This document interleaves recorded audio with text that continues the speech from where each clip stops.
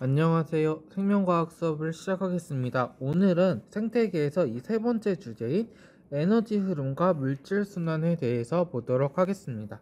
내용에 들어가기 전에 우리 하나만 생각을 해볼게요. 생태계를 동물이다라고 한번 생각을 해볼게요. 그러면 이 동물을 구성하고 있는 물질도 있을 거고, 그 다음에 이거 동물이니까 막 움직이겠죠. 움직이기 위해서 필요한 에너지도 있을 거예요. 이것처럼 이 생태계다라고 하는 게 정적인 게 아니라 동적이다라고 이야기를 해요.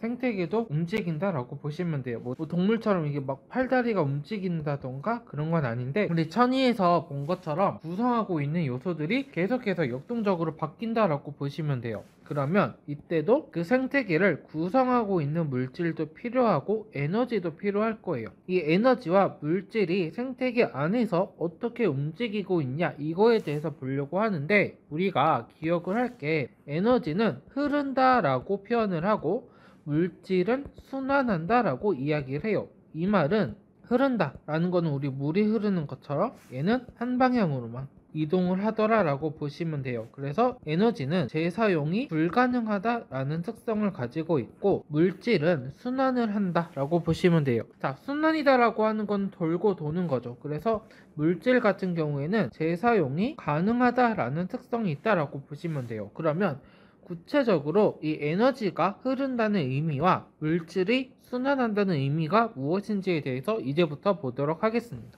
먼저 이 에너지에 대해서 좀 볼게요. 자, 우리가 생태계에서 말하는 에너지는 유기물이다 라고 보시면 돼요. 그래서 생태계를 구성하고 있는 생물들이 어떻게 유기물을 획득하고 얘를 사용하고 어떻게 다른 애로 넘어가냐, 이거에 대한 내용을 볼 거다라고 보시면 돼요. 생태계로 유입되는 에너지의 흐름의 시작점은 누구냐면 생산자가 진행한 광합성의 결과다라고 보시면 돼요. 태양빛을 통해서 식물이 광합성을 하면 여기서 광합성이다 라고 하는 게 빛과 이산화탄소 이용해서 포도당을 만드는 거죠. 자, 포도당은 탄소로 구성되어 있으니까 얘가 유기물에 해당을 하는 거고, 얘네들을 동물들이 먹고 먹히면서 에너지가 전달이 된다 라고 보시면 돼요. 그리고 이렇게 생산자가 광합성해서 만든 에너지를 우리가 뭐라고 하냐면 총에너지다 라고 이야기를 해요. 그리고 이 총 에너지는 크게 다시 호흡량과 순생산량으로 구분을 해요. 호흡은 숨을 쉬는 거죠. 이산화탄소를 만드는 거. 이거는 에너지를 소비한다 라고 이야기를 해요. 이 말은 식물이 광합성을 해서 만든 총 에너지 중에 일부는 호흡에서 사용을 한다라고 보시면 되고,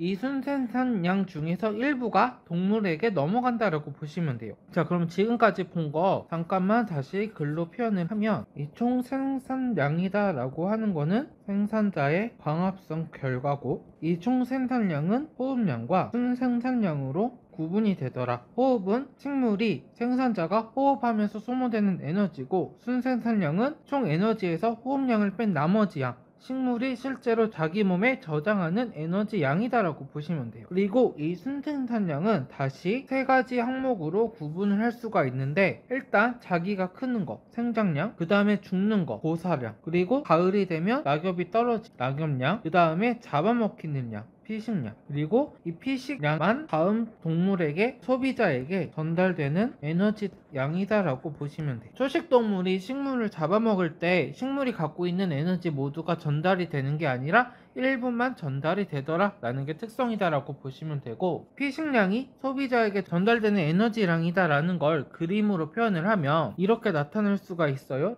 초식동물에서 다시 말하면 얘는 소비자인데 먼저 등장하는 소비자라서 1차 소비자다 라고 이야기를 해요. 이거에 대해서는 좀 이따 다시 말씀을 드릴게요. 1차 소비자, 초식 동물이 획득하는 에너지를 우리가 섭식량이다 라고 이야기를 해요. 1차 소비자가 획득하는 에너지. 근데 얘는 뭐랑 똑같냐면 생산자의 피식량이랑 똑같더라. 그 피식량은 순생산량에 해당을 하는 거고, 순생산량은 총생산량 안에 포함이 되는 거죠. 자, 포함 관계를 확인해 주시고, 그 다음에 이 섭식량은 또 어떻게 구성이 되어 있냐면 배출량과 봉화량으로 구성이 되어 있다라고 이야기를 해요. 배출량은 이 초식동물이 먹고 나서 다 에너지원으로 사용이 되는 게 아니라 밖으로 내보내는 애들, 흔히 말하는 이거 DDONG 이거다라고 보시면 돼요. 그리고 자, 이 배출량은 생산자의 호흡량이랑 똑같은 개념처럼 밖으로 그냥 나가는 애들이다. 획득하고 나서 밖으로 나가는 에너지다라고 보시면 되고, 초식동물이 실제로 이용하는 에너지는 동화량이다 라고 보시면 돼요. 그리고 이 동화량이다 라고 하는 거는 일단 숨을 쉴 때 에너지가 빠져나가니까 호흡량, 그 다음에 죽는 량, 그 다음에 잡아먹히는 량, 피식량, 그리고 자기가 크는 거, 생장량, 이렇게 구성이 되어 있다라고 보시면 되고, 이 초식동물을 잡아먹는 애들이 갖는 에너지량은 여기에 해당하죠. 피식량, 아까랑 똑같이. 그러면 잡아먹는 애들이 많아질수록 위에 있는 애일수록 자기가 가져가는 에너지량은 점점 줄어들 수밖에 없겠죠. 이런 내용이 있는데 이거 좀 이따 다시 보고, 일단은 에너지가 이렇게 생산자에서 만들어진 에너지가 동물들로 넘어갈 때 이런 순서로 넘어간다라는 게 특성이다라고 보시면 돼요. 자, 세 번째로 이 그래프를 90도 회전을 시켜볼게요. 그러면 이렇게 올라가겠죠. 이거를 그래프로 표현하면 처음이 총 생산량, 그리고 여기가 호흡량이 되면 여기가 순생산량이 되고, 여기가 생장량이면 여기는 피식량이 될 거다, 이런 이야기. 자, 그러면 피식량은 이 안에 포함이 되는 거예요. 이런 식으로 따질 수 있으면 돼요. 그러면 1차 소비자의 섭식량과 생산자의 호흡량을 비교하면 누가 더 많을까? 네, 호흡량이 더 많겠죠. 왜 그러냐면 생산자의 호흡량이다 라고 하는 거는 지금 이만큼이고, 1차 생산자의 섭식량은 지금 보니까 피식 이만큼이다 라고 나와 있으니까 항상 얘가 더 크게 될 거다라는 거, 이런 식으로 파악을 해주시면 되고, 지금 생장량이 이게 생장량이니까 피식량은 이 안에 있을 거다, 이런 식으로 위치를 찾아주시면 됩니다. 넘어갈게요. 근데 이 에너지 전달과 관련돼서 이 천이랑 연관이 돼서 가끔 가다가 물어보고 있어서 이 그래프를 한번 확인을 해보도록 하겠습니다. 자, 그래프를 보면 실선이 총 생산량, 점선이 호흡량이에요. 자, 보시면 총 생산량은 늘어났다가 감소를 하고 있죠. 그 다음 호흡량은 계속해서 증가하고 있다라고 보시면 돼요. 자, 이거 왜 그럴까라고 궁금한 학생들이 있을까봐. 자, 총 생산량은 식물의 개체수와 비례해요. 그리고 호흡량은 개체의 크기와 비례를 하는데, 총 생산량이 증가했다 감소하는 이유는 음수림이 되면서 식물의 개체수는 줄어든다, 종자활성이 줄어들기 때문이다 라고 보시면 되는데, 그러면 왜 음수림에서는 종자형성이 줄어드냐라고 하면, 음수림이 만들어지면 무가 못 자라기 때문이냐면 이 양수가 못 자라기 때문이다 라는 거, 이거 천이에서 했었어요. 한번 확인을 해주시고, 총 생산량은 점차 감소하고 있고 호흡량은 점차 증가하고 있어요. 그러면 어느 순간에 총 생산량과 호흡량이 같아지는 지점이 생기겠죠. 이 지점이 어디냐면 극상이다 라고 보시면 돼요. 자, 이 총 생산량과 호흡량이 같다라고 하는 거는 어떤 의미인지를 한번 다시 확인을 해볼게요. 총 생산량은 어떻게 구성이 되어 있었냐면 호흡량과 순 생산량이죠. 그런데 총 생산량과 호흡량이 같다라고 하는 거는 얘가 없어져야겠죠. 다시 말하면 순 생산량이 0일 때죠. 이 말은 극상은 순생산량이 0인 지점이다 라고 보시면 돼요. 이게 극상의 두 번째 특징이다 라고 보시면 돼요. 확인해 주시고, 자, 지금까지 말한 거, 시간이 지날수록, 천이가 진행될수록 순생산량이 감소하더라, 이거를 그래프로 표현을 하면 이 그래프로 나타낼 수가 있어요. 그러면 순생산량이 0이 되는 이 지점이 극상이 되고, 그러면 두 그래프 중에 하나를 주고 여기를 빈칸으로 채워놨을 때 여기가 호흡량이다, 순생산량이다, 이걸 찾을 수 있겠죠. 자, 호흡량은 시간이 지날수록 점점 증가하는 거고, 순생산량과 총생산량은 점차 감소하고 있는 거다라고 보시면 돼요. 자, 그 다음에 에너지 흐름에 대해서 한번 다시 확인을 해볼게요. 우리 아까 했던 거 정리 한번 다시 해볼게요. 자, 일단 생태계에서 에너지 시작점은 생산자가 만든 광합성이다 라고 보시면 돼요. 그리고 에너지의 흐름은 한 방향으로만 전달이 되더라. 여기서 한 방향이다 라고 하는 거는 생산자 다음에 1차 소비자, 다음에 2차 소비자, 나중에 뭐 n차 소비자까지 이런 식으로 한 방향으로만 에너지가 전달이 된다, 다시 되돌아오지는 않는다라는 게 특성이고, 자, 생산자의 광합성량이 총 생산량이었죠. 자, 총 생산량 중 일부는 호흡으로 빠져나가요.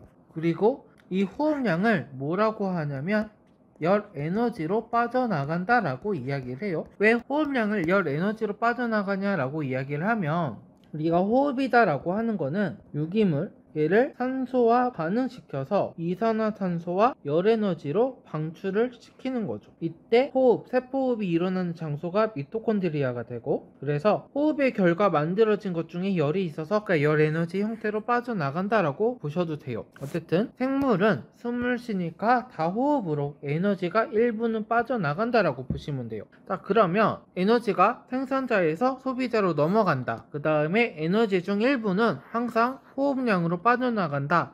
이 두 가지 사실을 통해서 우리가 알 수 있는 건 뭐냐면, 상위 영양 단계로 갈수록 획득하는 에너지 양은 감소가 되더라 라는 게 특성이에요. 그 다음에 이 영양 단계다 라고 하는 거는 하나의 계층이다, 생산자다, 1차 소비자다, 이런 계층을 말을 한다라고 보시면 돼요. 위로 올라갈수록 에너지 양이 감소가 되더라 라는 게 특성이고, 왜 그러냐면 상위 영양 단계가 그 하위 영양 단계를 모두 먹는 게 아니라서, 무슨 말이냐면 1차 소비자가 생산자를 전부 잡아먹는 게 아니니까 생산자가 갖고 있는 에너지를 모두 가져가는 건 아니다. 다시, 이렇게 나뭇잎이 있으면 얘 기린이에요. 기린이 나무 전체를 먹는 게 아니라 일부만 섭식량. 그리고 이 식물은 호흡을 하면서 자기가 광합성을 하면서 만든 에너지 중에 일부는 이미 호흡으로 빠져나간 상태고, 이 초식동물도 식물을 먹을 때 몸 전체를 먹는 게 아니라 일부만 먹는다. 그래서 피식량만 전달이 되더라, 이런 이야기. 여기서 또 봐야 될 특성이, 생산자와 소비자는 모두 생물이니까 사체나 배설물이 생기겠죠. 그리고 얘네들을 처리하는 게 분해자다라고 보시면 돼요. 그래서 분해자는 유기물을 분해해서 에너지를 획득한다라고 이야기를 하는데, 이 분해자가 분해를 할 때 문제에서 어떻게 표현을 하기도 하냐면, 유기물을 무기물로 전환 또는 분해한다 라고 표현을 해요. 그러면 유기물을 무기물로 바꾸는 게 무슨 과정이냐, 얘네들이 배설물이나 사체를 분해하면서 호흡을 한다. 그래서 열에너지가 빠져나가고 그때 만들어지는 애가 이산화탄소죠. 근데 얘는 무기물이에요. 그래서 최종적으로 이산화탄소가 사용이 된다, 빠져나간다. 유기물이 산소가 여러 개인 거에서 이산화탄소가 만들어진다. 이거를 유기물을 무기물로 분해한다, 전환한다, 이런 표현을 사용한다라는 거 확인을 해주시고, 자, 넘어갈게요.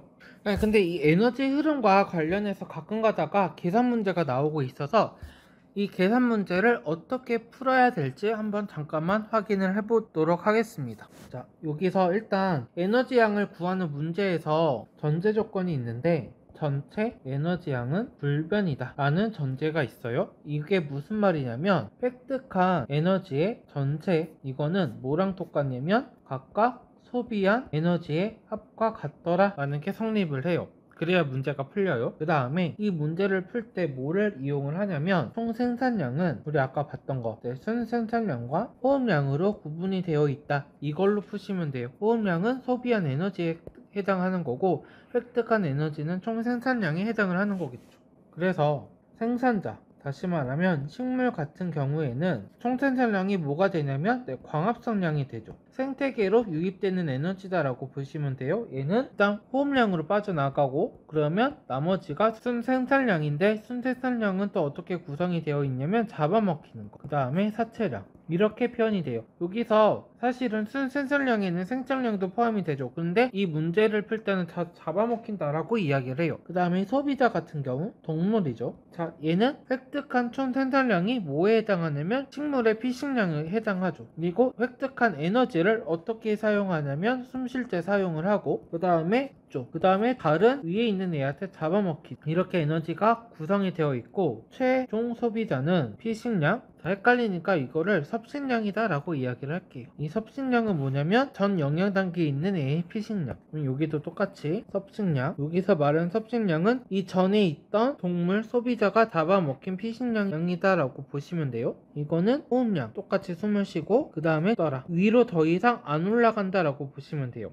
그 다음에 마지막으로 분해자. 이 분해자에는 누가 있었다? 네, 버섯, 곰팡이, 세균. 얘가 획득한 에너지는 뭐가 되냐면 각 단계의 사체량을 다 합친 거다라고 보시면 돼요. 여기는 분해자가 죽은 사체랑 같이 포함이 돼요. 그리고 얘는 뭐로만 빠져나간다?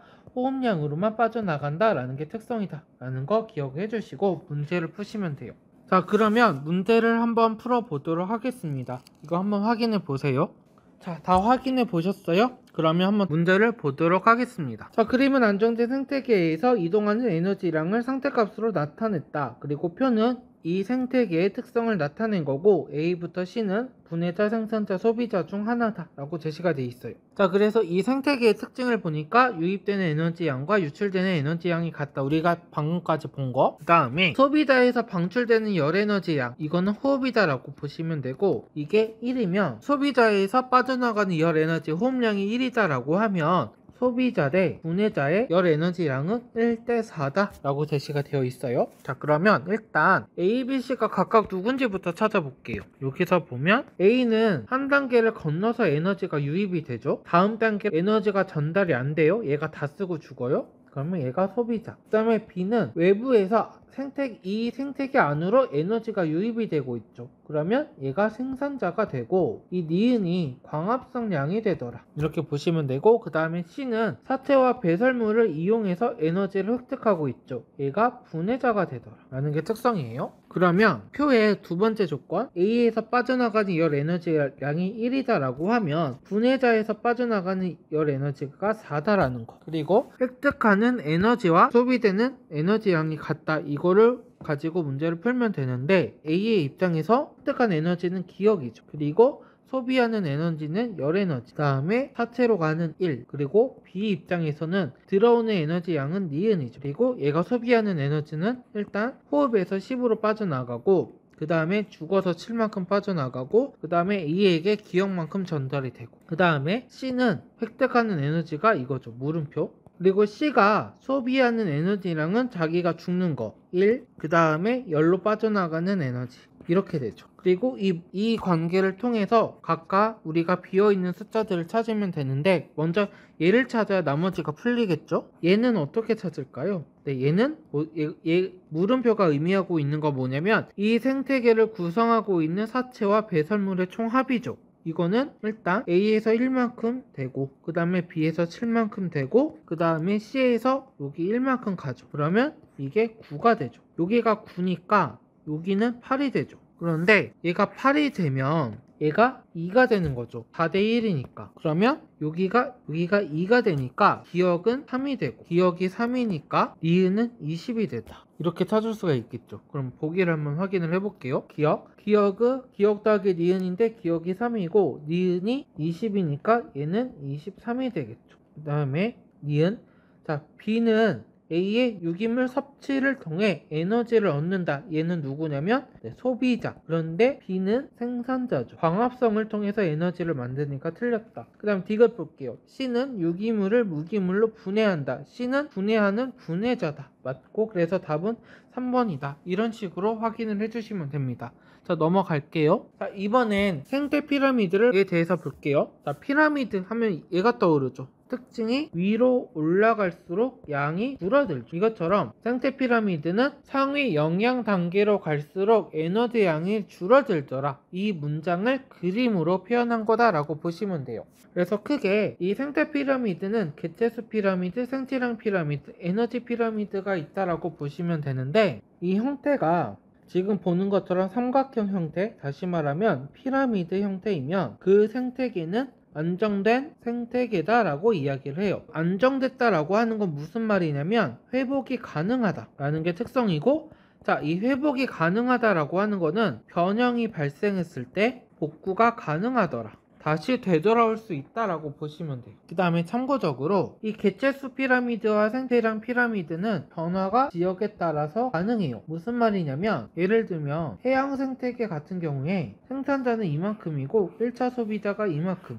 그 다음에 2차 소비자는 이만큼, 이게 안정된 생태계가 돼요. 이런 특수한 경우는 문제에서 조건을 줄 거고 아직 나온 적은 없으니까 신경 쓸 필요는 없고, 어쨌든 개체수와 생체량 피라미드 환경에 따라서 변화가 가능하다라는 게 특성인데, 대신에 안정된 생태계다라고 하면 무조건 이 에너지 피라미드는 고정이에요. 항상 위로 올라갈수록 에너지량이 줄어든다 라는 게 특성이고, 그 다음에 여기서 이 에너지 효율이다 라는 개념이 나오는데, 이 에너지 효율이다 라고 하는 거 잠깐만 볼게요. 우리 효율이 좋다 라고 하는 게 무슨 뜻이에요? 난 이만큼 투자했는데 아웃풋이 좋은 거. 공부하는 시간은 한두 시간밖에 안 나오는데 항상 1등급 나오더라, 이런 거. 그러면 이 효율은 어떻게 구하냐면 들어간 내 투자한 양분에 나온 결과값이, 그러면 들어간 에너지량은 내가 잡아먹은 거죠. 그래서 이거는 분모가 전 단계의 에너지량이 되고 분자는 현 단계의 에너지량, 내가 갖고 있는 에너지량이라고 보시면 돼요. 자, 이 에너지 효율은 위로 올라갈수록 상위 영양 단계로 갈수록 증가하는 게 특성이에요. 그래야 내가 얼마 안 먹어도 오래 살더라, 잘 살 수 있다라는 거. 그래서 얘를 그림으로 나타내면 이렇게 역삼각 피라미드 형태로 나타낼 수가 있어요. 자, 정리하면 에너지량은 상위 영양 단계로 갈수록 감소하는데 에너지 효율은 상위 영양 단계로 갈수록 증가하더라 라는 게 에너지량과 에너지 효율의 차이점이다 라고 봐주시면 돼요. 그럼 넘어갈게요. 자, 일단 평형 상태다 라고 하는 거, 제가 방금 전에 말씀드린 것처럼 태 피라미드가 유지되는 상태, 그리고 이거의 반대 평형이 깨졌다, 파괴됐다 라고 하는 거는 피라미드의 모양이 바뀌었다 라고 보시면 돼요. 그리고 이 회복 과정이다 라고 하는 거는 변화된 피라미드가 다시 원래 상태로 되돌아오는 과정이다 라고 보시면 되는데, 이 되돌아오는 과정이 어떤 단계를 거치는지에 대해서 좀 보도록 하겠습니다. 예를 들어서 1차 소비자가 어떠한 사유에 의해서 갑자기 증가했다라고 할게요. 그러면 바로 위에 있는 애 2차 소비자 입장에서는 먹을 게 많아졌죠. 그래서 개체수가 증가해요. 반대로 이 하위 영양 단계에 있는 애 생산자 입장에서는 자기를 잡아먹는 애들이 많아졌으니까 개체수가 줄어들어요. 그러면 2차 소비자는 늘어났으니까 1차 소비자를 더 많이 잡아먹겠죠. 그러면 1차 소비자의 개체수가 감소하기 시작을 할 거예요. 이처럼 위에 있는 애가 아래에 있는 애의 개체수를 조절하는 방식을 하향식 조절이다 라고 이야기를 해요. 향은 앞양, 하는 아래, 아랫방향으로 조절을 시켜라 라는 게 특성이고, 그 다음에 생산자와 1차 소비자의 관계를 보면 생산자가 줄어들었으니까 1차 소비자는 잡아먹을 게 없어지죠. 그래서 굶어 죽기 시작하더라. 그러면 1차 소비자가 2차 소비자의 유무에 관계없이 1차 소비자와 생산자의 관계만 봤을 때도 1차 소비자가 개체수가 감소되겠죠. 굶어 죽어서. 그럼 이처럼 아래에 있는 애가 위에 있는 애를 조절하는 방식은 상향식 조절이다 라고 이야기를 하는데, 어쨌든 회복 과정에서는 하향식 조절과 상향식 조절을 통해서 회복이 되더라 라고 보시면 돼요. 그러면 어떤 사건에 의해서 갑자기 피라미드가 깨졌을 때 어떤 단계가 나타나는지를 잠깐 볼게요. 자, 변화된 게 어떻게 다시 원래 상태로 돌아오냐 이 말이에요. 자, 크게 조절되는 방식은 직접 방식으로 조절이 되고, 아니면 간접으로 영향을 받아요. 이거는 제가 만든 말이에요. 아마 없을 거예요. 자, 이 직접이다 라고 하는 거는 바로 위에서 조절을 하는 경우와 바로 아래에서 조절하는 경우도 있어요. 자, 바로 위다 라고 하는 거는 예를 들어서 우리 지금 보는 예시처럼 1차 소비자가 갑자기 변했을 때 바로 위에 해당하는 애는 2차 소비자, 이 바로 아래는 1차 소비자가 얘 바로 아래니까 생산자다 라고 보시면 돼요. 그러면 이 바로 윗단계는 변화 양상이 전환의 1차 소비자와 같은 방식으로 동일해요. 같은 방향으로 증가하거나 감소해요. 그래서 1차가 증가했다 그러면 바로 위도 증가할 거다 라고 보시면 돼요. 그리고 생산자는 반대 방향으로 변하더라. 1차 소비자가 증가했으니까 바로 아래인 생산자는 감소할 거다 라고 보시면 돼요. 그리고 간접인에는 한 단계 이후, 한 단계 다음이다 라고 보시면 돼요. 예를 들어서 2차 소비자가 변화했으면 간접적으로 영향을 주는 애는 3차 다음에 그 다음에 1차 다음에 생산자다 라고 보시면 돼요. 그러면 얘는 다시 같은 방향이다. 이렇게 변하고 나서 다시 증가와 감소 방향이 한번 바뀐 다음에 회복이 되더라 라고 보시면 돼요. 이런 식으로 이제 어떤 사건이 일어났을 때 각각의 영향 단계가 어떻게 변화할 거냐 이런 거 물어봤을 때 문제를 풀어주시면 되고, 자, 그러면 우리 교재에 있는 문제 한번 보도록 하겠습니다. 이거 한번 풀어봐 주세요. 다 풀어보셨어요? 그럼 한번 확인을 해볼게요. 자, 그림은 어떤 안정된 생태계에서 생산자와 A부터 C의 에너지 양을 상대값으로 나타냈다. 이 표는 에너지 효율이다 라고 제시가 되어 있고, 가부터 다는 A부터 C 중에 하나, 그리고 A부터 C는 1차부터 3차 소비자 중에 하나다 라고 했어요. 그러면 한번 확인을 해볼게요. 자, C는 생산자 바로 위에 있으니까 얘가 1차 소비자, B가 2차 소비자, 그 A가 3차 소비자가 되죠. 그 다음에 에너지 효율을 구할게요. 에너지 효율은 전 단계가 갖고 있는 에너지 양이 분모, 분자는 현 단계가 갖고 있는 에너지 양이죠. 그래서 C 같은 경우에는 에너지 효율이 분자가 100이고 분모는 1000이 되는 거예요. 그러면 C는 10%죠. 그러니까 B는 100분의 15니까 얘는 15%. A는 15분의 3이니까 얘는 5분의 1. 그래서 20%가 되는 거고, 그럼 한번 찾아볼게요. 자, 여기서 다의 에너지 효율이 10이다라고 했으니까 얘는 C가 되는 거고, 나가 20이니까 얘가 A가 되니까 가는 B가 될 거고, 그래서 기억은 15가 될 거다. 보기를 한번 볼게요. 기억은 15이다라고 했으니까 맞고, 그 다음에 니은 다는 1차 소비자다. 다는 C고 C는 1차 소비자니까 맞고, 그냥 D가 볼게. A에서 C의 상위 영향 단계로 갈수록 에너지 효율이 점차 증가하고 있죠. 위로 올라갈수록 에너지 효율이 증가한다. 맞고, 그래서 답은 5번이다. 확인했고 넘어갈게요. 자, 이번 주제를 바꿔서 물질 순환에 대해서 보도록 하겠습니다. 자, 물질 순환이다. 돌고 돈다. 물질은 재사용이 가능하다라고 보시면 되고, 우리 고등학교 교육과정에서는 질소순환과 탄소순환이 나와요. 두 가지밖에 안 다루고 중요한 거는 이 질소순환, 이게 더 중요하다라고 보시면 돼요. 그러면 탄소와 질소순환 한번 확인을 해볼게요. 어떻게 돌고 도는지 보도록 하겠습니다. 자, 먼저 탄소순환부터 볼게요. 시작은 하늘에 있는 애부터 잡아주시면 돼요. 자, 하늘에 있는 탄소는 이산화탄소죠. 그리고 얘가 생태계에 어떻게 들어오냐면 광합성을 통해서 생산자 안으로 들어오고, 그러면 생태계에서 사용이 된다라고 보시면 돼요. 그러면 생산자에서 유기물 형태로 소비자에게 넘어갈 거예요. 잡아먹혔다 라고 보시면 되고, 그 다음에 분해자가 그 다음에 소비자의 사체를 가지고 살아가요. 이렇게 해서 돌고 돌아요. 그러면 물질 순환이니까 다시 최종적으로 이산화탄소가 만들어져야겠다. 이 과정이 호흡 과정. 그리고 호흡은 소비자도 하고 생산자도 하고 그 다음에 분해자도 하더라. 이렇게 해서 물질이 돌고 돈다라고 보시면 되고, 우리는 여기까지만 보면 되고, 참고적으로 이 사체들이 계속해서 누적이 되면 뭐가 되냐면 화석연료가 되고, 이 화석연료는 이제 사람들이 쓰더라. 그래서 이산화탄소 농도가 올라가더라. 지구온난화가 발생을 하더라 라는 거 아마 지구과학 시간에 했을 것 같아요. 자, 넘어갈게요. 자, 이번엔 엄청 중요한 질소 순환에 대해서 보도록 하겠습니다. 이쁜 그림으로 표현하면 이렇게 되는데, 이 그림을 한번 우리가 직접 그려볼게요. 자, 똑같이 하늘에 있는 애부터 생각을 하시면 돼요. 자, 하늘에 있는 질소 누구냐면 질소 기체죠. 자, 이 질소 기체의 특징 뭐냐면 얘는 삼중 결합을 하고 있더라. 안정하다. 그래서 얘는 식물이 직접 이용이 불가능하더라. 그래서 식물이 질소를 사용하려면 형태 전환이 필요하다라는 게 특성이에요. 그래서 어떻게 얘가 모양이 바뀌냐라고 하면 일단 두 가지 방식에 의해서 모양이 바뀌어요. 첫 번째는 질소 고정. 그래서 뭐로 바뀌냐면 암모늄 이온으로 바뀌어요. NH4로 바뀌어요. 그 다음에 NO3로 바뀌는 과정이 있는데, 이 과정은 방전이다 라고 표현을 해요.